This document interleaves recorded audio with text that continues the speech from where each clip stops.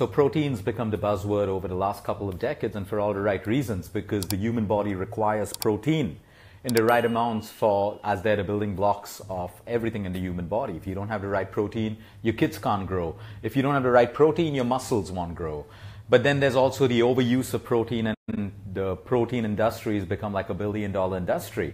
So everyone's trying to push a protein on the pretext that you have bigger muscles if you have more protein, you have a leaner body if you have more protein, and most of these things are myths. Yes, obviously, if you're trying to build a great body and a lot of muscle, you need more protein to basically tie in with the kind of workouts that you're doing. The more muscle you break down, the more protein you require. But this whole concept, this whole myth around protein, that the more grams of protein I get, the stronger I'm going to be, the bigger I'm going to be, is absolutely useless, because today almost everyone, most people can afford protein powders. And we know most people who take it, and yet we see a difference in the bodies between people who take the same amount of protein. Because it's not just about how much protein you consume. It's about how well your body can break down protein into amino acids, which does all the magic when it comes to building your muscle, losing weight, rejuvenating your cells, building immunity, taking care of repair and rejuvenation and growth in the human body.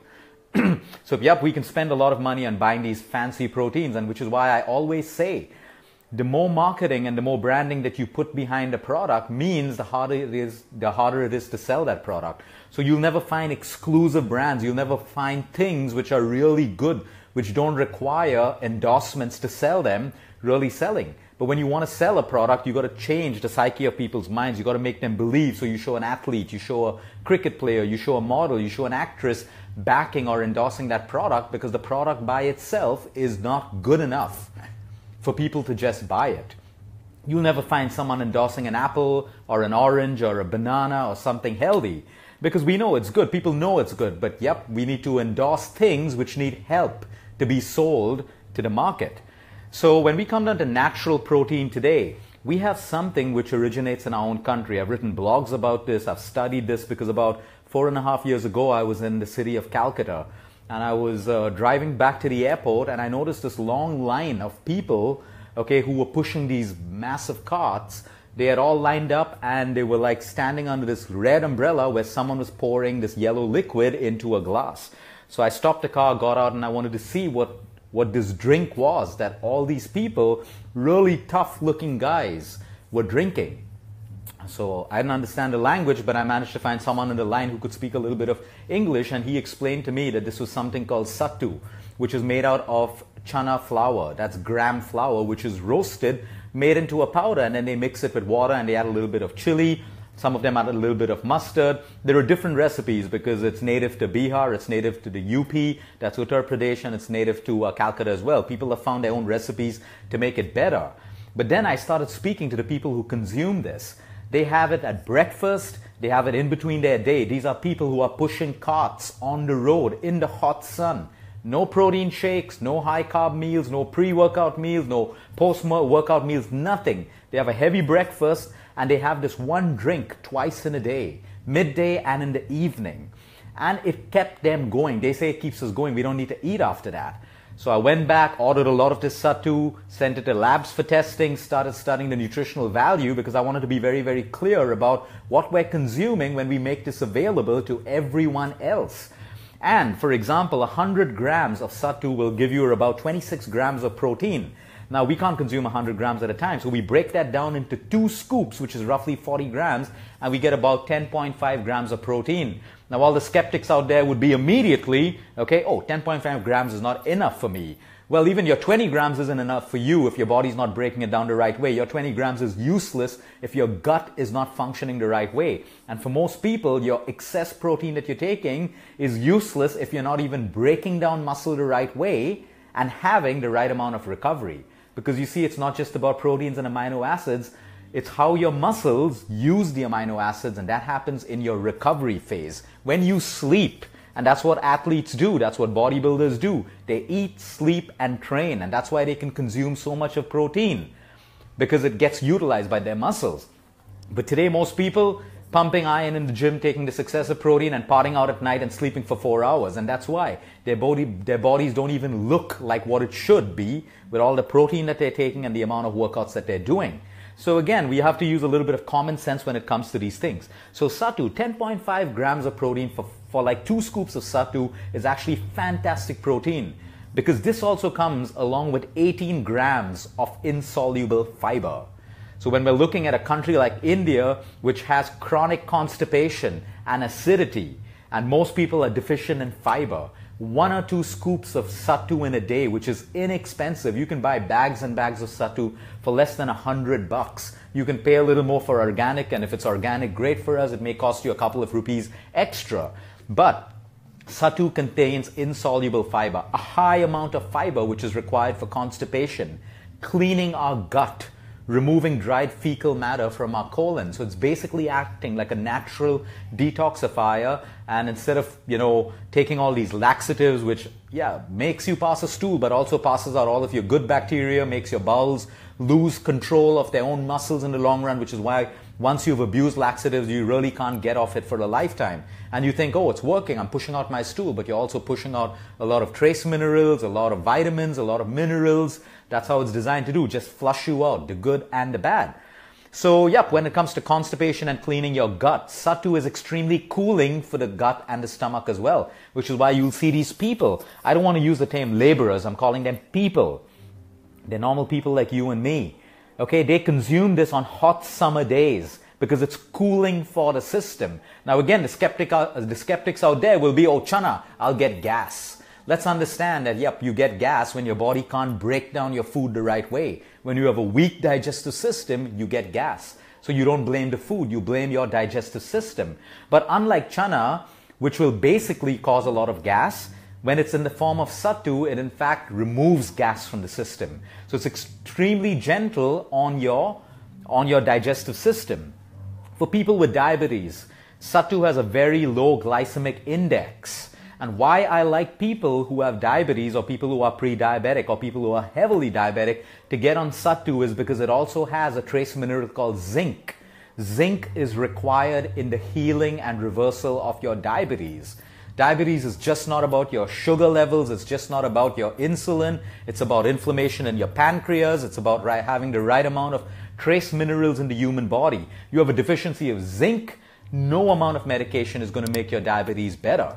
Now sattu has a low GI level and it has zinc, it's got iron, it's got magnesium, it's got potassium, it's got copper, it's got calcium as well, and potassium. So again, this is a superfood when it comes to us. But again, a precaution, all superfoods could be dangerous for people who have other issues. So someone who has a kidney issue and has to be on a low potassium diet, sattu cannot be the food in your diet because sattu has a lot of potassium. So again, don't blindly follow. You have to adapt according to your condition. But if you don't have a kidney disease and your potassium levels, or you have low potassium levels, which is why in the case of high blood pressure, cholesterol, sattu is a super drink. The soluble and insoluble fiber will help you reduce your cholesterol levels. We see a deficiency of copper and selenium in most people with heart disease.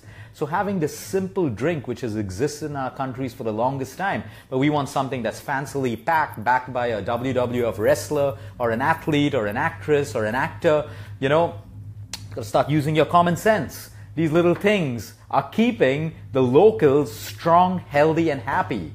There's no reason why it shouldn't be done for you. So when I started speaking to some of my clients about it, they say, oh, that's a poor man's food. Like, screw what you think about a poor man's food. There's no such thing as a poor man's food.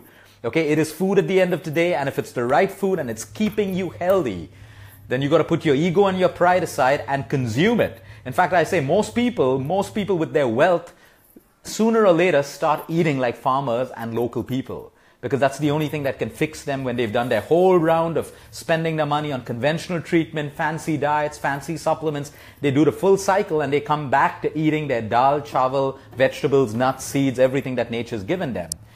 This is a fantastic drink for your parents, for senior citizens, for the elderly, because it gives you a lot of nutrition, a lot of stamina, a lot of energy. It's light on your digestive system. Again, you want to check your potassium levels. This is a fantastic drink for women before their period cycle.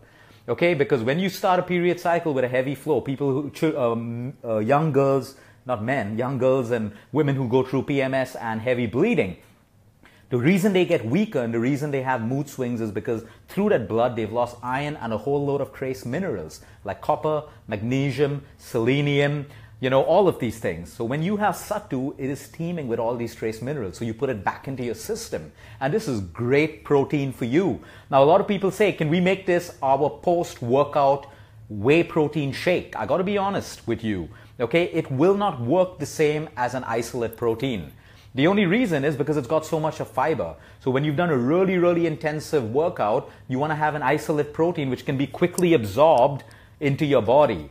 Now this protein is great for you, but because it's got so much of fiber, it's going to be slow release and slow absorption into your body. So you may want to fit sattu at different intervals in your day. You can go up to 4 scoops a day, you can go up to 6 scoops a day. So we're talking about getting 60 to 70 grams of your protein only from sattu. You can have it in the form of a shake. You can make it into rotis and chapatis. People use sattu as a flour to make rotis and chapatis. It's gluten-free. So this is fantastic for people who are vegetarians and, vegans and all of these things. It's great for elderly people because one glass of this gives them a lot of energy. It's excellent for people who are sick, who have lost their appetite. They don't want to eat food. You can have a glass of sattu and it's giving you all of this strength and all of this protein, which is good quality protein for your system. Okay? Children especially. Okay? Try giving this to your children in the morning. It's a great drink. You just blend, you can even mix it with a spoon. Sattu and water. Okay, and you give them that kind of drink, they drink it, they go to school. It's like, I wouldn't say it's completely balanced, but it's a lot of nutrition for them. So you want to get your kids onto this natural protein, you want to get yourselves onto this natural protein. It's fantastic as long as you're aware of your potassium levels. Don't follow this blindly. It is fantastic protein for you. So you got to move away from calculating the amount of protein you consume unless you're an athlete, honestly, and unless you have the right kind of recovery and the right metabolism in your body. What you really need is quality protein.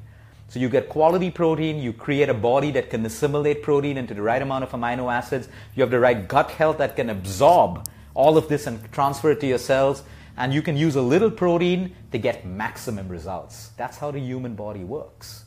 Because excess protein not used by the body will become fat. And most people are taking more protein than their bodies require. It is very rare to come across maybe a sick patient, maybe a patient going through cancer where their protein levels are low.